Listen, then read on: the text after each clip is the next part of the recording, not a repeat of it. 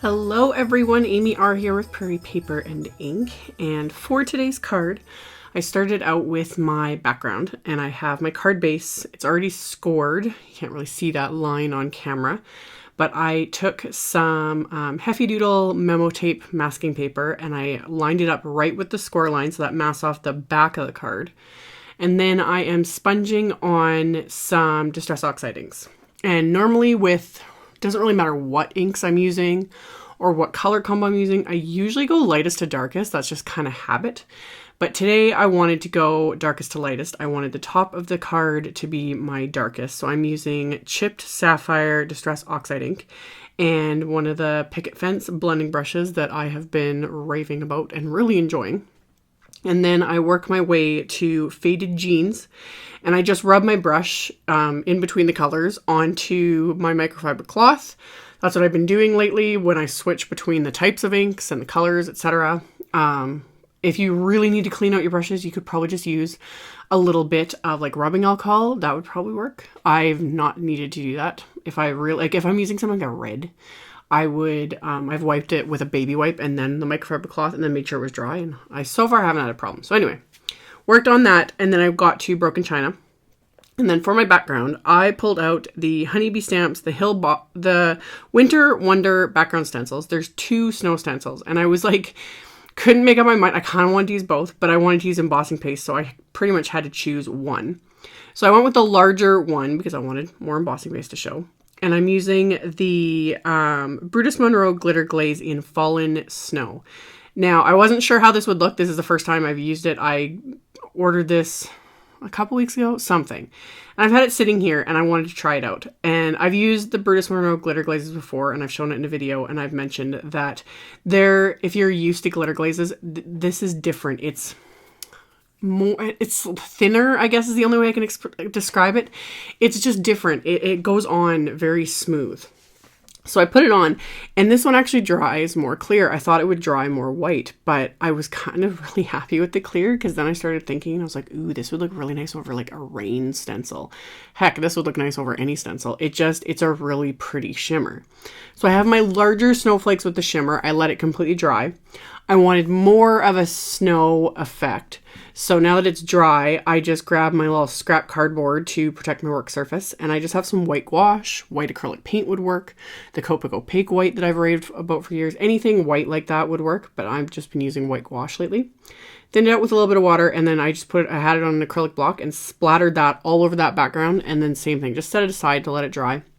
So while that's drying, for all my main images, I'm using images from the Honeybee Stamps Snow Buddies stamp set, and one stamp from the Penny the Platypus stamp set, because there is this to-go coffee cup image in that Penny the Platypus set, and I'm just wanting to do everything coffee themed lately. So it's still the Coffee Lovers blog hop running for the next couple of days, so it's just kind of giving me an excuse to make more coffee themed cards. Plus, I just thought it'd be really cute to have these characters, holding and hanging out with a bunch of to-go cups of coffee. So I'm stamping everything onto neenah Solar White 80-pound cardstock, and I used Ink on 3's Blackout ink. So I stamped my images, and then I stamped that to-go cup a few more times, just using an acrylic block, and I stamped one of the birds another time as well. Once everything's stamped, all my coloring I kept really, really simple. I used my Copic markers, but I didn't use very many of them. I've said this many times, how much I love snowman images and polar bears and penguins and AKA simple. There's not a whole lot of coloring involved.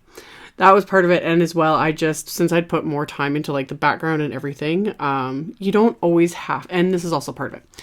My mind's going in a million directions today, but I get a lot of comments about that, when you put in a ton of effort into coloring and lots of markers or watercolors or whatever, lots of layers, lots of depth, lots of dimension, and it can be very, very intimidating. And I definitely get that. I'll look at someone's, creations or art, and I'm like, I could never do that. But y'all gotta start somewhere.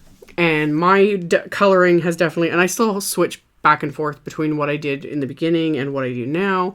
But you can still get away with doing just simple, basic coloring. And that's basically what I did here. All my blending, other than the bunny, was no more than 2 markers. The bunny, I used 3. I used the W5, W3, and W1. But for everything else, I either used only 1 or 2 markers and just kept it simple. So I did everything really, really basic. I colored all the little birds red. I colored the little Santa hat. I decided to do it in blue just to really pick up the blue that's going to be on the background. And then I wasn't going to add white gel highlights, but I can't not. That's another way to kind of dress things up if your coloring isn't, you know, super great, or, you know, you just want to give everything a little extra something. A white gel pen takes it all to kind of a next level. Plus you can add little patterns like I did with the Christmas present. I added some little stripes. I added little dots to the bunny rabbit to kind of show a bit of texture. So I added just little bits of highlights, and I had die cut everything with their coordinating Honeycuts dies. And then to actually create my scene, I die cut some more white cardstock with one of the Hill Borders wafer dies. You could hand cut this. I just like the look of die cutting things because it gives it that nice, clean, like pressure cut edge. So I die cut the white cardstock with that to create like the base for all of my little characters to sit on. And I adhered everything with Simon's Craft Tacky Glue. Another thing you could do is pop everything up with dimensionals, you know, foam tape, etc. That always gives everything an extra oomph. But again, isn't always necessary. You can still create cute cards without that. So I adhered everything with just the Craft Tacky Glue flat to the card base.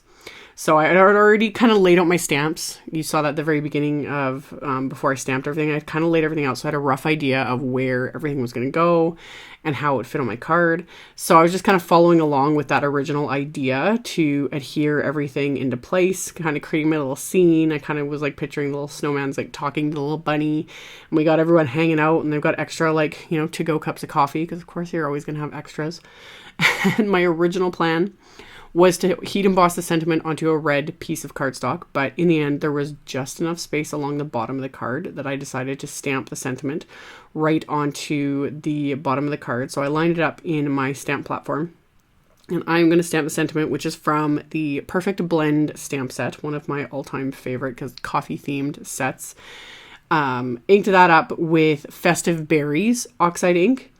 And I'm going to stamp that right along the bottom of the card. And like I said, it just happened to fit perfectly. I love little coincidences like that. And then I ran the card base. This was kind of an afterthought, but I ended up running the card base through my Big Shot, so I could only run like the back portion of it with one of the gift card slots wafer dies, because I happen to, again, have a gift card that went perfectly. And I had it in the back of my mind, but I couldn't remember if it did look exactly this. And then when I pulled it out, it was just funny that it had the red bird on it and everything, and it, like the blue theme too. So I was like, this was just too perfect. So I left the gift card kind of sitting where it would sit on the inside of the card, and grabbed more sentiments from the Perfect Blend set. Inked those up with the Festive Berries ink as well.